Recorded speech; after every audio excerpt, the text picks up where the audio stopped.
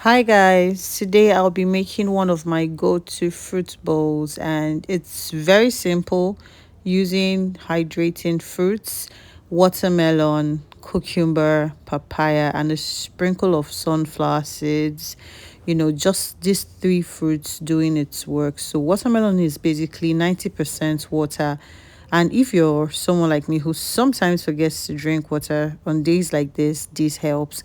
Cucumber is there for is also hydrating properties, and papayas are very, very easy on your stomach and on your gut health. So you just throw all of that into a bowl and then you mix it up very nicely. Now, also note that the way you cut your fruits matter. It actually gives it a very, very beautiful look if you cut your fruits in small sizes and even sizes as well. So I just sprinkled sunflower seeds on it for some extra benefits and crunch, protein and healthy fats. And this is our fruit bowl. This fruit bowl is so amazing, and the simpler you keep it, the better. So do save and subscribe